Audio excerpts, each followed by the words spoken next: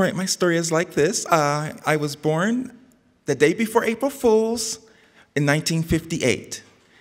And that wasn't the only controversial thing about me, because the very day I was born, I was walking controversy. You see, my family is of a mixed racial heritage, and that was back when that wasn't very socially acceptable. So my mom's side of the family is German heritage, and my dad's side of the family is mostly black. And so as we came together, my older brother, when he was born, he was a nice, goodly brown complexion.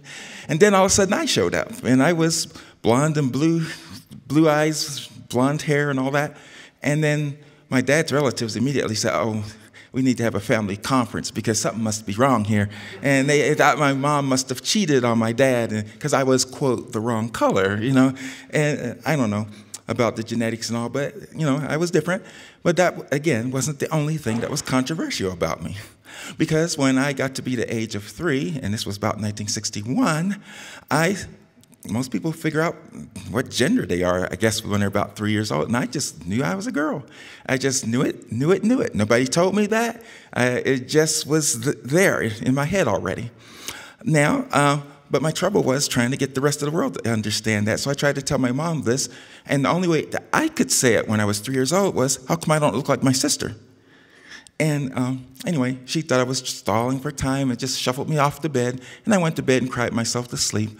But that was the day where it began my 40-year acting career, because I somehow knew that maybe I won't be loved unless I act like a boy by my family. And then I kind of began to think that, what is this anyways? I felt like God played a cosmic joke on me or something, but it really wasn't that funny. And then I would later describe my situation as kind of a big old truck driving down the highway, but when you look inside the cab of it, there's a little Barbie doll driving that thing. So anyway, life was really tough on me, and I remembered some other people must have known I was different, because one of the first speeches I heard my dad say was, yes, and there won't be no damn sissies in my house. And he had served in World War II under General Patton, so that was kind of scary. and so I knew what the deal was, and then so I just knew that I needed to just start hiding myself already. And so I went to grade school, and the first day of school I got beat up, and I don't know why, but it just happened. So I came back and I asked my dad if I could defend myself. I really didn't like fighting, but I didn't want to get killed either. My dad said, well, don't start the fight, but if you get pulled into one, make sure you finish it right, which means that I must win it. And I've been following that doctrine ever since that day. I might not start the fight, but I will finish it right. Anyways, so time's going on, and finally I get to middle school, and I'm not doing so well. But in the middle of all this, we're now at about 1971, this was the first time that I decided I was going to see what I looked like if I dressed like a girl, which I believed I was, from head to foot. So there was a cookout in the family backyard out there, and I went back in the house. There wasn't a soul in there, so I went up in my girl's sister's bedroom, and I found an Easter dress, and I thought, well, she's only a year younger than me. It might fit. So I put that on, and I found a bunch of other things in there that would be nice accessories. And then I went into my mom's closet, and she had a nice blonde wig, and she had some other things and some shoes that actually fit me. So I put the whole thing on. And then as soon as I got everything on, it was like this bolt of lightning went up my back and then exploded somewhere in my head. And then all this glitter came down, and I felt this peace which passes all understanding. And I felt like I was really home where I belonged when I saw the girl in the mirror. And I thought, And then right then, that was the end of the epiphany, and that was the end of the Easter princess, because then I heard somebody coming in the back door, and I said, uh-oh. So I had to go ditch the dress, and I had to go duck into the bathroom and get rid of the evidence. I mean, I'm talking about makeup and stuff that I had, that I got from my mom's 1950s treasure chest in the closet. Anyways, but for the rest of that summer, which was 1971, I was sad, because I knew that I saw this girl in the mirror, but I would never get to share her with the rest of the world. So this was sad for me. Yeah, I went into middle school, which was really bad on me, and it was so tough that I got to the point where I wanted to commit suicide, and I was going to jump off of a bridge. And then, well, long story made short, I went into high school, and high school was even worse. It just seems like that there was just hell there. And so then, about 1974, I found myself in Pittsburgh, Pennsylvania, on another bridge, about ready to jump off. And so I'm standing there looking into the murky waters of the Black Monongahela River over there, and I was about to jump over the rail, and some voice that really wasn't a voice said, "Stop, turn around." So I stopped and I turned around. And there was this flower growing. It was a dandelion growing in the concrete, in the crack of the sidewalk. And I looked at that, and the voice said to me, "You see that plant? It has the will to grow, even in concrete. You think your life is hard? Look at that. You get down from there, and you go live your life." And so I walked off the bridge and went back home, went back to high school, and I got on the National Honor Society because I got really good grades. And then when I got out of high school, which was in 1976, the bicentennial year, I went forward, and then I began to go to college. And I went to college at Fairmont State College, which is now a university in West Virginia. I had a major of construction technology and a minor of architecture.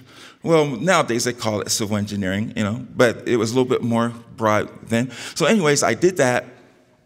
And instead of getting a regular civil engineer's license, I went through a program called NICET, which is a technical institute out of Virginia, which allows you to do infrastructure for cities. So long story made short, I wanted to build cities, and that's what I did.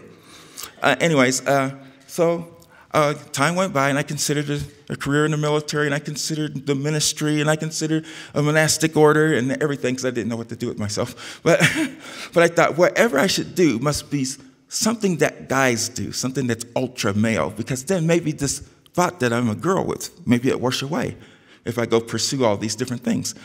But long story made short, I settled in and I got a job with the Department of Highways in West Virginia, and I was working doing highways, and I got to build some of the last interstates that passed through that particular state. And I was still doing that job in 1988 when I got married. And why did I get married? Well, because again, I thought if I do this ultimate guy thing, I will finally be able to maybe make the girl go away.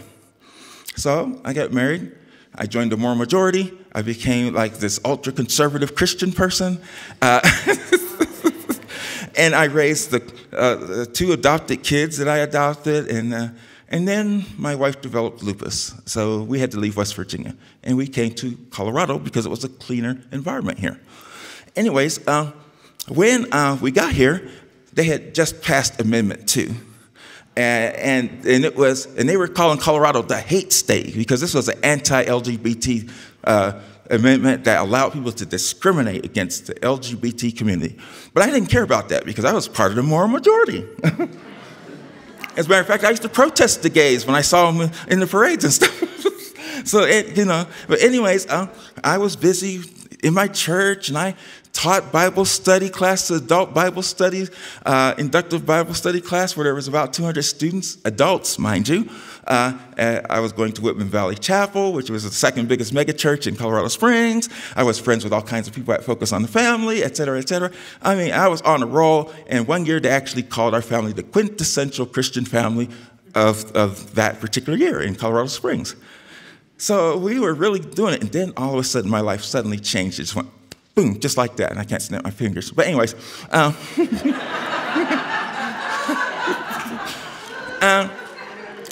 1999, this is after I had done all kinds of awesome things like climb Pikes Peak and been in the ascent, race up to the top of the mountains and all the rest. I did all this stuff. And finally, I had this accident on my mountain bike. And I went over the handlebars, and I wiped out so hard that I almost died. I was in a pool of my own blood. I don't remember all of when they scraped me up off of there and took me into the hospital, but I did one of those deathbed things. And I said, God, if you ever let me out of this, I'll do whatever you want. Because I never got a chance to live my life as my true self. I did about everything I wanted to do in life, but I never got to be me. You know that old song, I've been to paradise, but I've never been to me? That's what my theme song was right then. So anyways, but I recovered. And I thought, ooh, thank you, Lord. And then I didn't keep my word. And I went back into the engineering, and I went 7 more years working. But then, before the year ran out, though, this is still 1999, it was my wife's birthday. And so I was doing what you do. You know, take them out to dinner and all the presents and all the sweet stuff. And then all of a sudden, I couldn't think anymore. And what had happened, everybody thought I was having a stroke, but really what had happened is I was having a nervous breakdown. And I caved in. I completely caved in, just totally lost my senses. And they put me in St. Francis Hospital, and I had to recover. It took me all the way into November before I could come out of that place. And the doctors asked, what went wrong? What's the problem? And I said, well, I don't know how the brain works, but I knew ever since I was 3 years old that I'm a girl, and people won't let me do that, and I can't be me. And if I can't be me, I don't want to live, and a whole bunch of other things, okay? Well, anyways, they did me a good turn, because when I was in St. Francis, they put me on the girls' side of the building with the ladies, and then I recovered. And this is before there were any activists trying to get that done. Okay, so anyways, I recovered from there, and I came back, and I went back into engineering, but I had a purpose in mind. I said, yes, I will keep my word. I will live my life as Nancy Jo now. Okay, so I started coming out. I looked at the internet. It was in its infancy, I guess, back then. And then finally, I found a group that was a support group for transgender people, and it was appropriately named Skirts.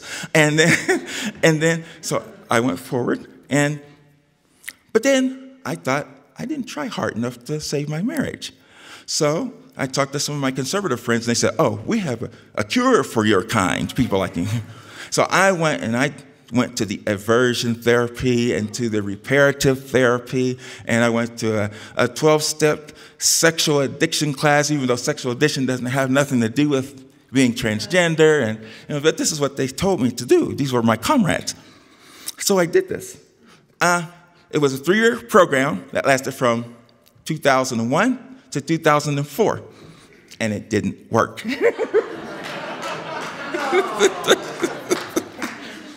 So after the 3 years, I was like, this just doesn't work. And so I turned around and I cut another U-turn, and I started my transition. I got on hormones and all the stuff I needed to do. And then my wife started to, when she heard about it, she divorced me. I got the divorce papers within a few months of when she heard me getting on hormones. So this is now 2005. Exactly a year after that, because I was told to liquidate all of my assets. I had 2 houses. I had one here in Colorado and one back in West Virginia, and I was told that the court was mean to me because I was the evil transgender person. So anyway, they told me liquidate everything, and I lost it all right at that time. And then a year later, I went to my job, and I told the people about myself. I outed myself. In all cases, I outed myself. I would not allow somebody else to do that for me. I wanted to have complete control of this situation. Well, after I did that, about a week or 10 days, they gave me my pink slip, and they said, we don't need your services around here no more. And I said, well, you can't do that. And they said, oh, yes, we can. And so I petitioned the Labor Commission, and even though Governor Owens, who was in power back then, said that we don't need no special laws. Everybody's taken care of. The man lied. Okay. I found out that I wasn't protected. And they said, you don't have any legal standing. You can't fight this. You just have to take it. Well, on that day, I became an activist. It was February 1 of 2006. And from that point forward, I decided I'm going to take whatever money I got and I'm going to change these laws in Colorado. So I personally went up to Denver and back and forth and back and forth. I campaigned for Bill Ritter so that he could become governor, because at one town hall meeting, he said that if you put an LGBT law on my desk, I will sign it into law. And I said, you are on. I want to do that. And so, I didn't do this single-handedly. There were a whole lot of people in Colorado trying to make change. But it just so happened that when I joined the team, we started winning. And the other thing that was funny about it is, okay, when they first started making the LGBT laws, they had forgot about the T, because the laws always said just for sexual orientation. Didn't say anything about transgender people. And I said, you're leaving somebody out. So I went up there and I had to re-educate the people and help them understand that they need to include the transgender people. So I did that, and me and a few others. And finally, 5 laws were passed. It started with the hate crimes law of 2005, and then we went to 2007 with a anti-discrimination law in the employment place, kind of like what they're trying to pass in Washington right now. Then we passed in 2008, there was an adoption law so that gay people and lesbians could adopt children, but I'd already done that, so I didn't need that law. And then we had the very controversial equal accommodations law that passed in 2008, and we made really sure that transgender people were included in that. And then finally, we had the designated beneficiaries law, which was kind of a precursor to the civil unions law that we have right now, and we did that in 2009. And so I hustled and I hustled and I hustled. In the year 2007, I won an activist award from, I think that was Thomas G. Martin. He was a philanthropist, and he saw some of my activities, and so they saw that it was worthy of giving me an award. Never even heard of the guy before, but they they did that for me. And then the Pride Center here gave me an award, and several other people in the community. And so I was a declared war veteran, as it were. Suddenly, this person that used to protest against the LGBT people. Anyways, after all this change had gone on, and after I'd done all this, in spite of all of this, I never could get back into my original career because the company that kicked me out had blackballed me pretty much, and the laws weren't retroactive, so I couldn't recoup my losses.